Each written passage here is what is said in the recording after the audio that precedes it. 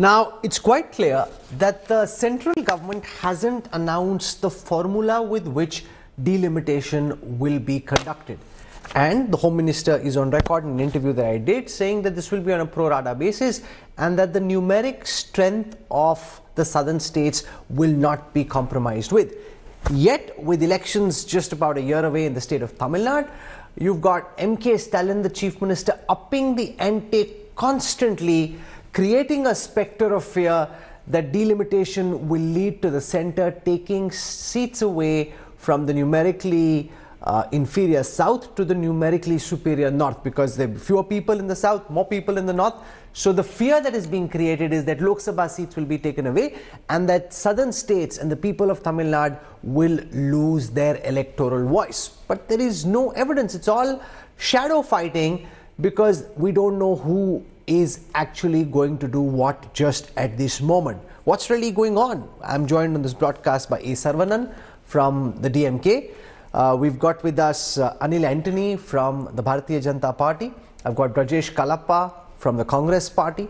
I have Poonam Mutreja, who is an expert on population, works as Executive Director at the Population Foundation of India. I have Jyotsna Tirunagari from the TDP, and this is important because she's an ally of the BJP, but also an important southern state by itself. And I have R. Rangarajan, who's an author, political analyst, and he's written and researched the actual issue of delimitation. I want to go across to Saravanan first. Now, this is like, placing the cart before the horse. We don't know what the formula for delimitation is.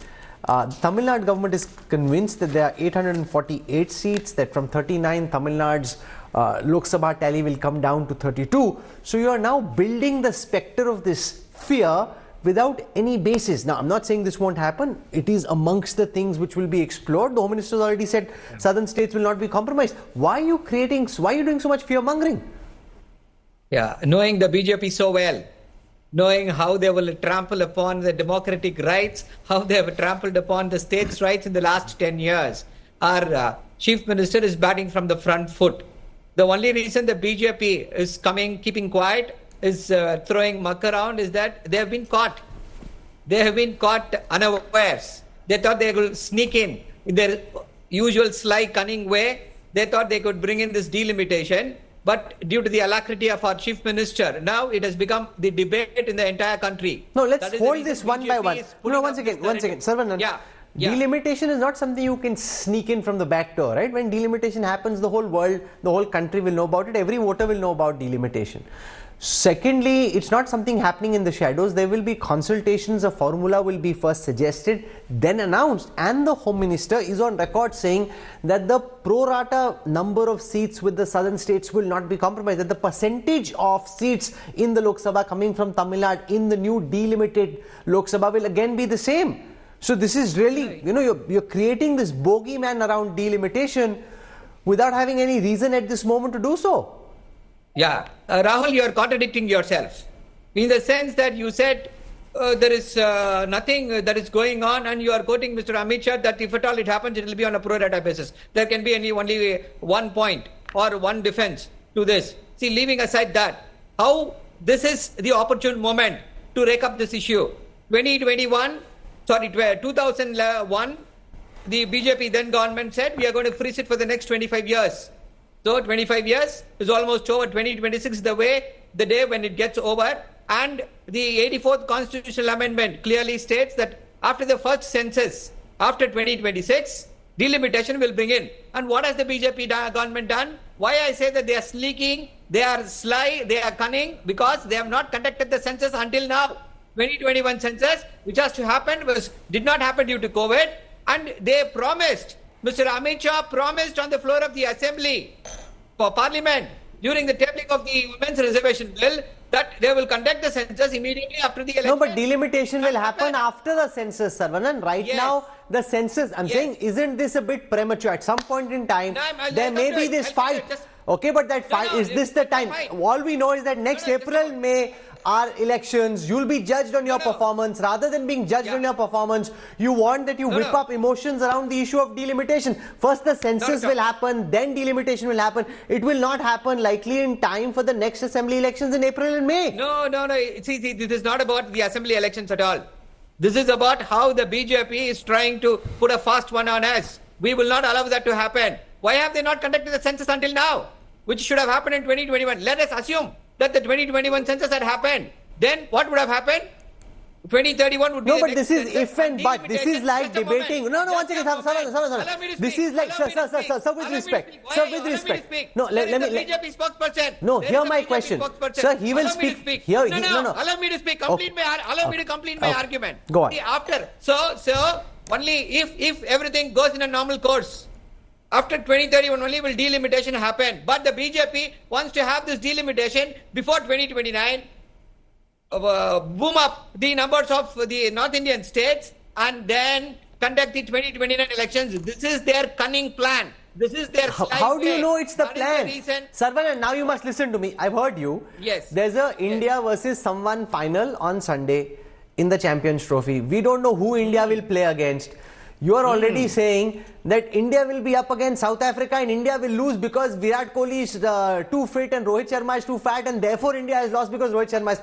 Arey, abhi pata nahi who will India play with, whether Kohli will score runs or Rohit Sharma will score runs, how many runs will they score, none of this is known. No, but Rohit Sharma is to blame because he's now got a paunch and therefore India has lost the final on Sunday. We haven't got there, the census hasn't happened, the delimitation hasn't happened, and yet you're making it seem as if it's the most important issue of the day.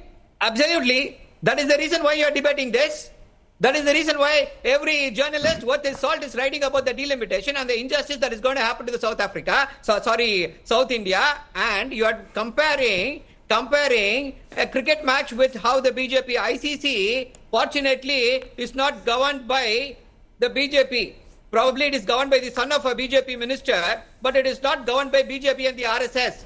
Therefore, they are immune from the machinations the BJP is used to do. And you want us to trust BJP? Really? No, I'm not. You shouldn't trust the BJP. The BJP are your opponents. Of course, you shouldn't trust them. But then Rahul, this is what the Chief Minister has done is the right way. The BJP is all out. The Prime Minister will wax eloquent about cooperative federalism. But at every conceivable opportunity, he will do something which will take away the rights. No, but a lot of this, I'll say, okay, we are hearing the DMK speak and ultimately it's the viewers who will make up their mind.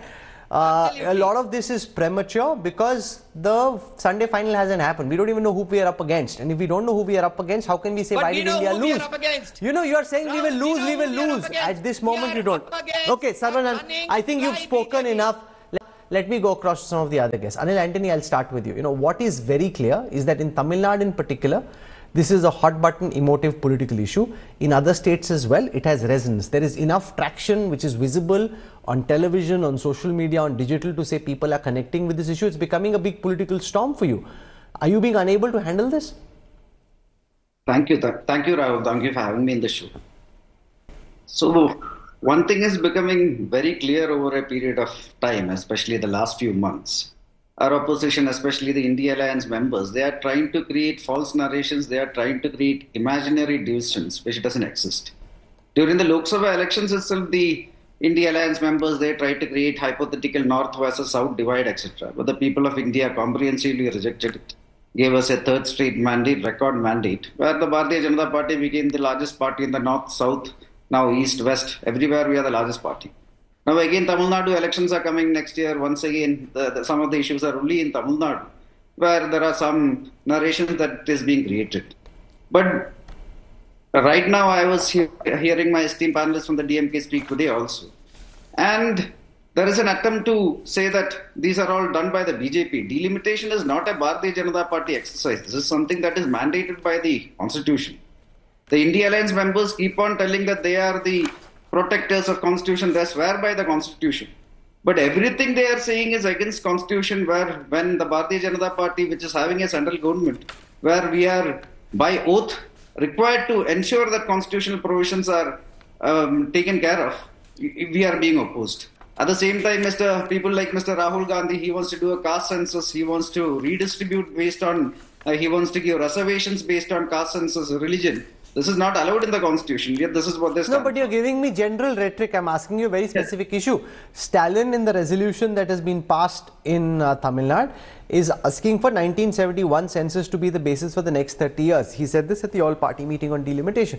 This is clearly becoming an emotive issue. It doesn't just have consequences for you in Tamil Nadu, where the BJP is a fringe player. It also has larger consequences in all the southern states, where you're hoping to make inroads in Kerala, you're hoping to win back Karnataka, hoping to do better in Telangana and Andhra Pradesh. So it has South India ramifications.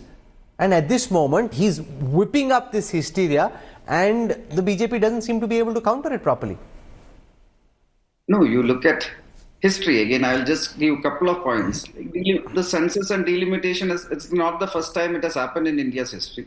Census is a practice that happens every 10 years from 1951 till the last 61, 71, 81, 2001. Every 10 years it's been happening. It is just 2021 where because of pandemic there is a delay. At the same time, again, delimitation. It has happened multiple times before also, after 1951 and 1961. But this is an important point. I want to build on this with Brajesh Kalappa, who's a lawyer also outside of politics. Mr. Kalappa, delimitation is not something that Amit Shah and Modi are doing. There is a constitutional mandate for delimitation. The framework for delimitation is defined. And that is how it is meant to be implemented. To break that framework would be to go away from what is mandated by law. And therefore, what do you make of the kind of opposition we're seeing from the DMK and from other parties? Because the Congress has stakes not just in the south, but across the country. See, Rahul, I think the issue which the DMK party and the Chief Minister are speaking about is an extremely important issue. Mr. Siddaramaiah from the Congress party has also spoken about the same issue. And I also have some kind of first-hand knowledge regarding how delimitation affects each one of us. In 2008, the delimitation exercise for the state of Karnataka Assembly took place, and Coorg, from where I hail, we lost one assembly constituency, as the result of which Coorg today has only 2 assembly constituencies. Therefore, we were directly hit. So this is the same situation we are now facing as a state. The state of Karnataka is now going to lose 2 members of parliament. Therefore, now what is likely to happen is that those areas which have not been focusing on efficient use of their resources are going to be rewarded, while those who are making efficient use of